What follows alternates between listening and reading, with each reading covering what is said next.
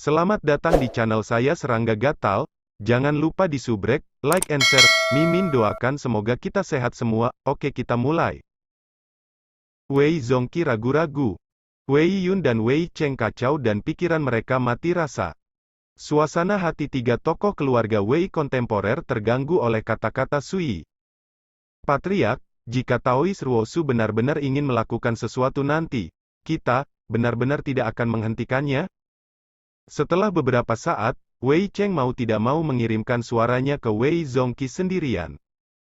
Wei Zongqi menahan keraguannya dan berkata dengan sungguh-sungguh, leluhur memiliki tingkat kultivasi kesempurnaan agung dari alam Xuanzao, inilah yang ingin dilakukan Sui, dan mungkin leluhurnya.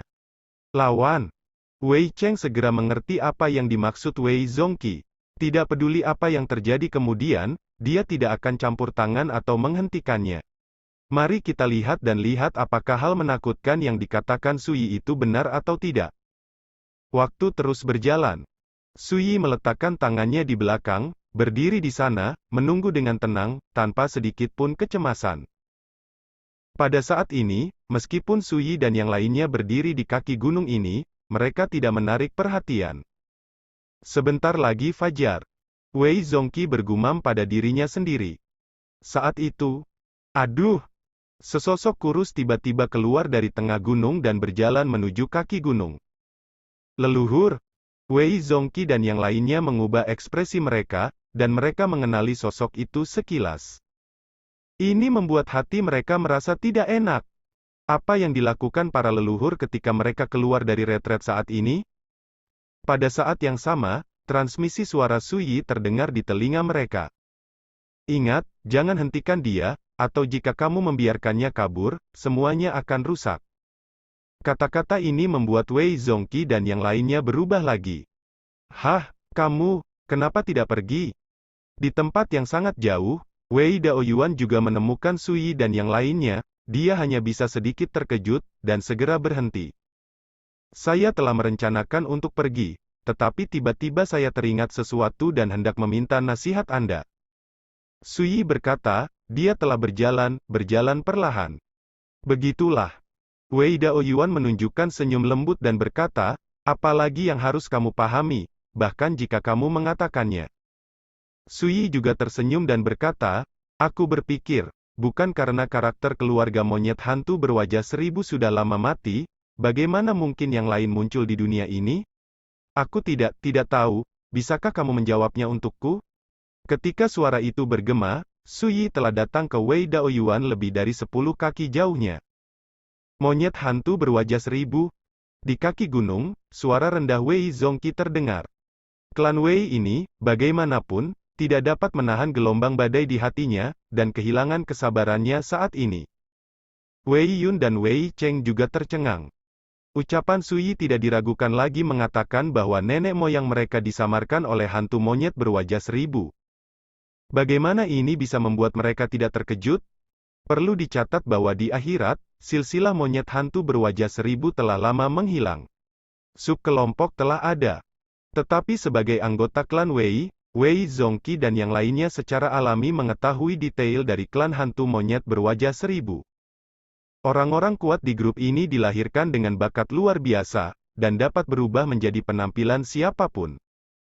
Dan apakah itu nafas, penampilan, atau perilaku, tidak akan mengungkapkan kekurangan apapun, seolah-olah dapat dikacaukan dengan yang sebenarnya.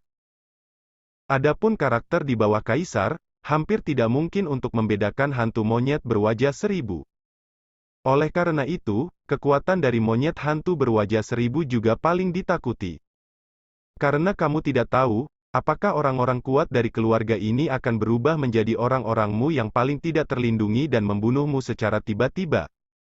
Dikisahkan bahwa di zaman kuno, karena seorang pria kuat dari monyet hantu berwajah 1000 yang menyinggung seorang pria maha kuasa yang begitu kuat sehingga dia terbunuh dalam kemarahan. Seluruh keluarga monyet hantu berwajah 1000 menghilang di sungai panjang sejarah. Tapi sekarang, Sui mengatakan bahwa leluhur mereka disamarkan oleh hantu monyet berwajah 1000, yang tentu saja terlalu mengerikan. Monyet hantu berwajah 1000? Di kejauhan, Wei Daoyuan mengerutkan kening, bingung, mengapa kamu tiba-tiba menanyakan pertanyaan ini? Dan mahkotanya, itu konyol. Wei Daoyuan mengerutkan kening dan berkata, teman kecil, dengarkan kamu. Apakah kamu mengejekku? Ini terlalu lancang. Omong-omong, suaranya telah membawa sentuhan dingin, dan napas seluruh tubuh juga telah berubah. Rekan Taois, apakah Anda salah? Wei Zongqi tidak bisa menahan diri untuk tidak berbicara. Anda lihat. Suyi tersenyum dan melangkah maju lagi, tampaknya tidak terpengaruh oleh kekuatan mengerikan Wei Daoyuan. Wei Daoyuan menunjukkan ekspresi marah dan berkata, hal kecil yang tidak tahu apakah harus hidup atau mati, saya menghormati Anda karena telah menyelamatkan klan Wei saya malam ini. Sebelum dia selesai berbicara, Suyi mengangkat tangannya dan menebas Wei Daoyuan. Set! Pedang pelangi yang mempesona menembus langit malam dan menerangi Jin Xiarich. Wei Daoyuan, yang awalnya marah, menghadapi ki pedang ini, matanya menunjukkan sedikit kepanikan, dan sosoknya tiba-tiba melintas dan dievakuasi dari tempat itu. Set! Tidak ada satu bunga pun yang terluka. Penggunaan dayanya luar biasa. Jika Anda adalah Wei Daoyuan, mengapa Anda bersembunyi? Suyi tertawa, ekspresinya penuh dengan penghinaan. Wei Zongqi dan yang lainnya juga sangat terkejut. Ya, dengan kultivasi leluhur di tingkat kesempurnaan besar dari alam Xuanzao, mengapa dia harus menghindarinya? Saya. Wei Daoyuan hendak mengatakan sesuatu. Sosok Suyi tiba-tiba menghilang begitu saja. Hampir pada saat yang sama, jimat rahasia abu-abu muncul di telapak tangannya. Azimat ini disebut akhir dunia, selama dihancurkan. Itu jauh dari ujung dunia, dan juga dapat dicapai dalam jarak dekat. Singkatnya, ini adalah jimat pelarian yang tak tertandingi. Namun, mungkin karena terlalu berharga, Wei Daoyuan tidak menghancurkannya ketika dia melarikan diri, tetapi memegangnya di tangannya. Set! Sesosok tinggi muncul dari udara tipis, menghalangi jalan Wei Daoyuan di depan. Ini Suyi. Yang muncul lebih cepat dari sosok Suyi adalah cahaya pedang. Wei Daoyuan menjerit aneh karena terkejut, dan dengan keras mencoba menghancurkan jimat tianya. Puff! Pergelangan tangannya sangat sakit, dan kemudian dia melihat bahwa tangan kanannya yang memegang jimat tianya terlempar ke udara dengan segumpal darah. Suyi mencengkeramnya. Sialan! Roh Wei Daoyuan begitu menakutkan sehingga dia tidak peduli dengan rasa sakit karena patah tangannya, jadi dia tiba-tiba meludah. Boom! Kekosongan meledak, dunia bergetar. Pada saat ini, Wei Zongqi dan yang lainnya yang berada jauh di kaki gunung mau tidak mau merasa ngeri. Jika pukulan seperti itu terjadi, area terlarang keluarga Wei mereka akan harus dihancurkan. Suyi mengangkat tangannya dan meraihnya dengan santai. Om! Orb berwarna darah yang mendekat bergetar hebat, dan kemudian ditahan dengan kuat oleh telapak tangan dan jari Suyi, dengan mudah menekannya. Ini. Pupil Wei Daoyuan melebar karena terkejut, wajahnya penuh ketidakpercayaan. Dan Wei Yun ingat bahwa di area terlarang malam ini, Suyi menggunakan dua jari untuk menaklukkan darah setan kesedihan surgawi, dan harta lainnya yang ditinggalkan oleh Raja Iblis dari alam Xuan Yu. Adegan ini sedang terjadi sekarang, sepertinya memiliki efek yang sama. Jika saya tidak salah, bola berwarna darah ini seharusnya disebut Blood River Bead. Ini adalah harta rahasia unik dari monyet hantu berwajah 1000 Anda, hanya kaisar yang dapat memperbaikinya. Turun, seperti sungai darah, itu tidak lebih lemah dari pukulan kaisar pada tahap awal alam Xuanzao. Suyi bermain dengan bola berwarna darah di tangannya dan berbicara dengan santai. Saat berbicara, dia memandang Wei Daoyuan.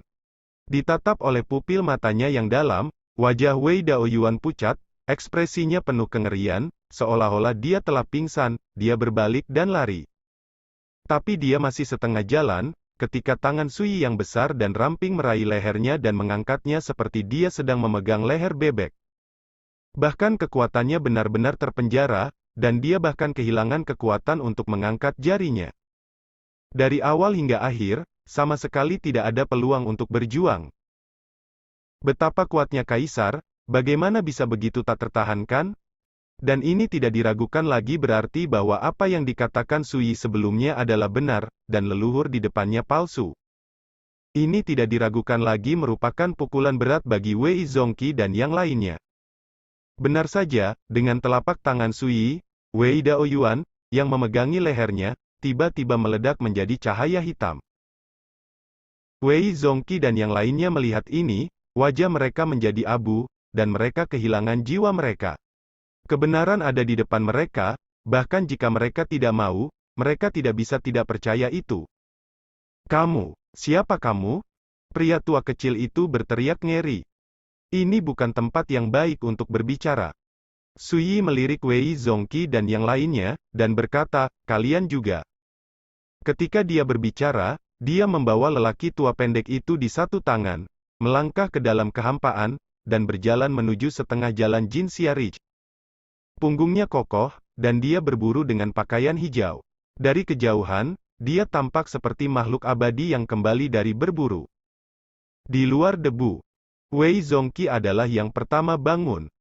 Kepala klan Wei menunjukkan ketenangan dan ketenangan seseorang yang berkuasa saat ini, dan dengan cepat berkata, gerakan sebelumnya pasti akan menarik klan untuk bertanya, Penatua Agung, Anda datang untuk menjaga ini. Tempat, jangan biarkan siapapun mendekati Jin Xiarich. Jangan bocorkan berita sebelumnya. Wei Zongqi sangat jelas bahwa leluhurnya hidup atau mati, dan itu belum diketahui. Saat ini, jika klan diberitahu tentang apa yang baru saja terjadi, keluarga Wei mereka pasti bergejolak. Dan berita seperti itu pasti akan menyebabkan badai yang tidak terduga. Ya, Wei Cheng menarik napas dalam-dalam dan mengambil alih komandonya. Wei Yun, kau dan aku pergi menemui rekan Taoisu. Berbicara, Wei Zongqi telah berjalan menuju setengah jalan Jin Xiarich. Wei Yun mengikuti. Saya hanya berharap, para leluhur tidak akan pernah mengalami kecelakaan. Wei Cheng bergumam dalam hatinya. Setengah jalan mendaki gunung. Di gua tempat Wei Daoyuan mundur, jaraknya sekitar 100 kaki. Ketika Wei Zongqi dan Wei Yun masuk, mereka melihat Sui berbaring malas di kursi rotan, sementara hantu bermuka 1000 dan pembangkit tenaga monyet, yang sepenuhnya terekspos, merosot di depan rotan. Kursi. Saya memeriksa, dan tidak ada leluhur keluarga Anda di gua ini. Sui mengeluarkan labu anggur dan menyesapnya, dengan kata lain, apakah dia hidup atau mati sekarang, hanya dengan menanyakan rintangan jahat ini kita akan tahu. Begitu kata-kata ini keluar, Wei Zongqi dan Wei Yun sama-sama menatap hantu berwajah 1000 dan lelaki kuat kera itu. Pria ini bermulut tajam, mengenakan jubah abu-abu, dan terlihat sangat tua. Pada saat ini, dia lumpuh di sana, wajahnya pucat, dan dia penuh ketakutan dan kecemasan.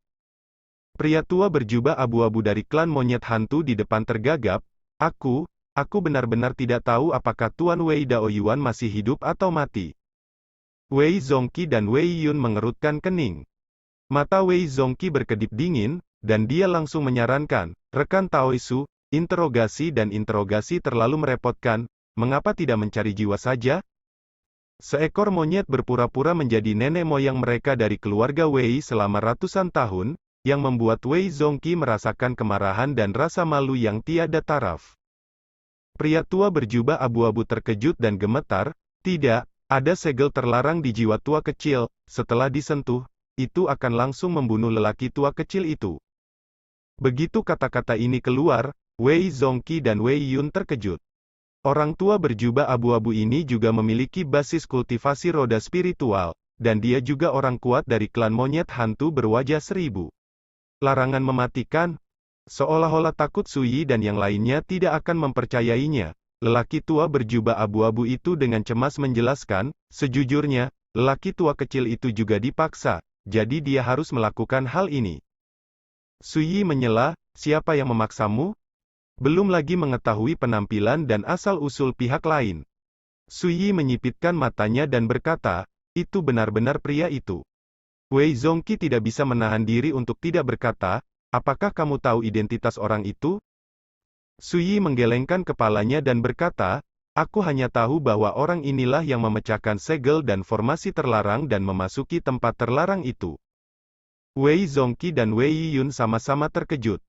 Sui berkata, menurutmu, orang misterius itu membuatmu berpura-pura menjadi Wei Daoyuan? Tepat.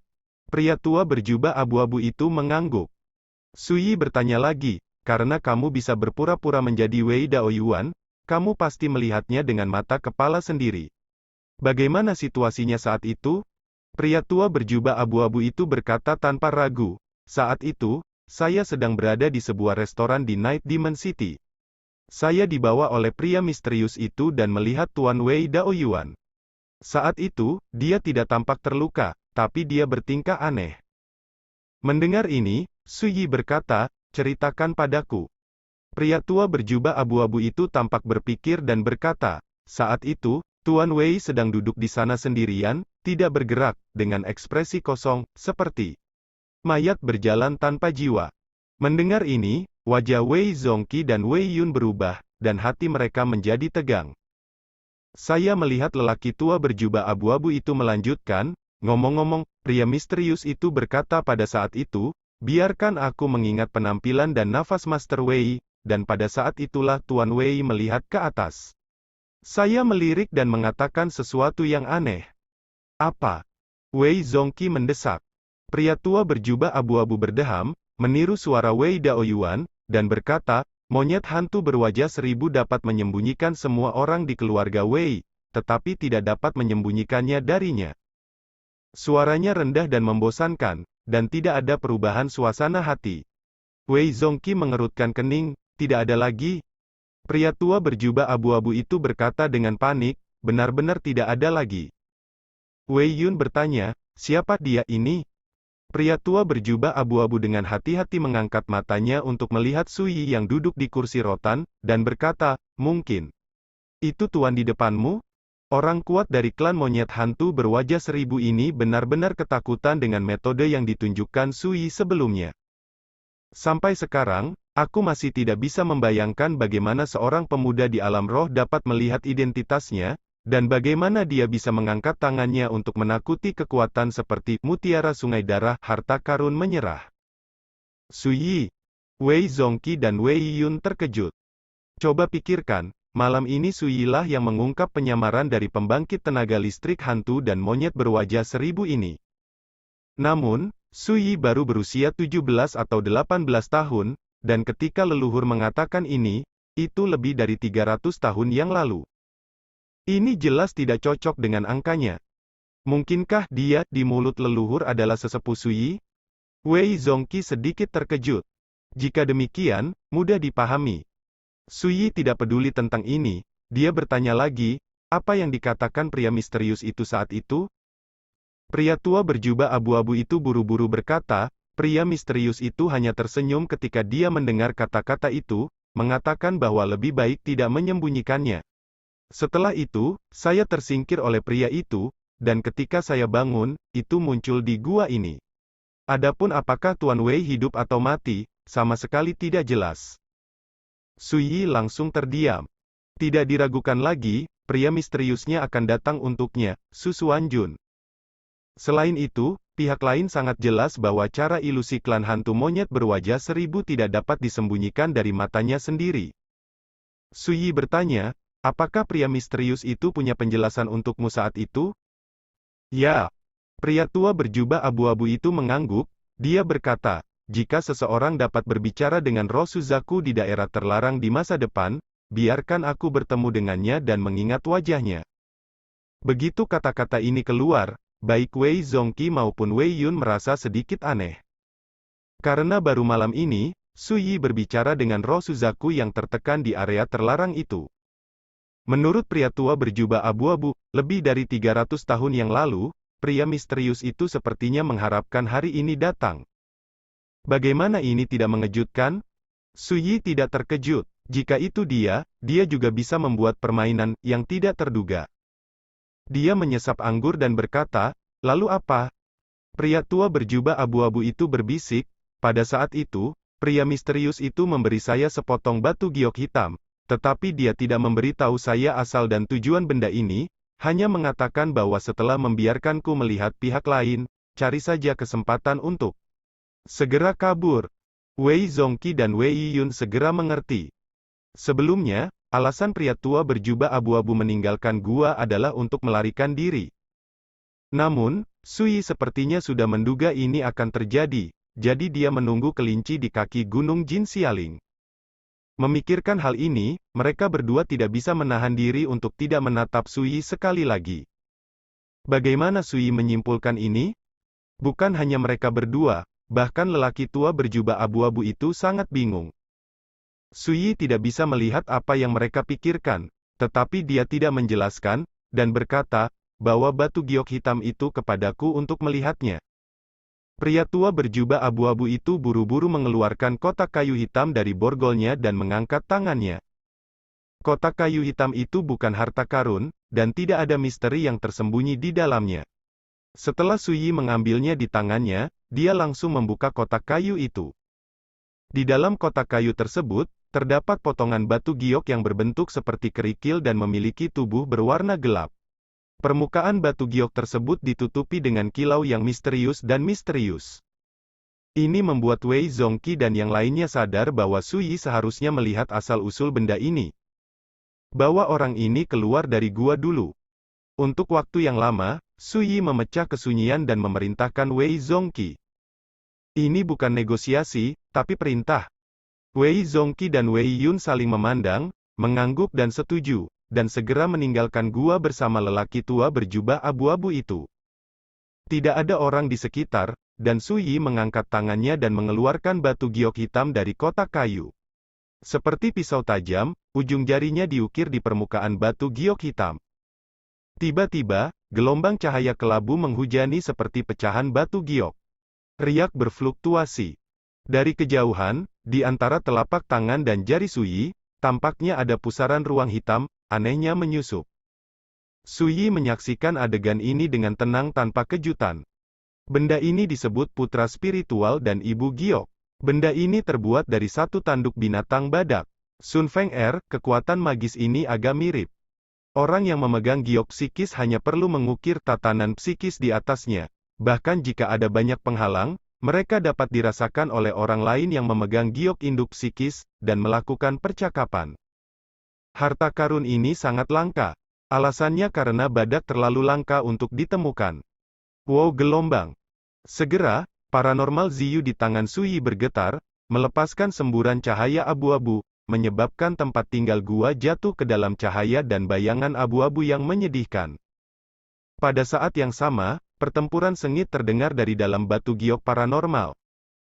Itu juga bercampur dengan auman dewa dan iblis, deru gunung dan sungai yang rusak, dan suara mengejutkan dari harta yang bertabrakan seperti guntur.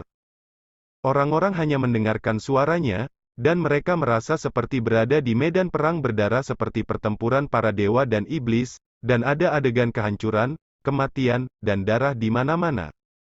Sui mengerutkan kening dan mengabaikannya. Segera, suara pertempuran sengit menjadi jauh lebih tenang. Tampaknya pria kuat yang memegang giok ibu paranormal itu jauh dari medan perang yang menakutkan. Sampai lama, bahkan suara pertempuran sengit tidak terdengar, hanya siulan angin yang bertiup, menambah rasa kesepian dan luas. Hanya saja, orang yang memegang giok ibu paranormal belum berbicara. Seolah menunggu Sui berbicara lebih dulu. Sekian dulu update-annya, tunggu lanjutannya di channel saya Serangga Gatal, di subscribe ya guys. Terima kasih.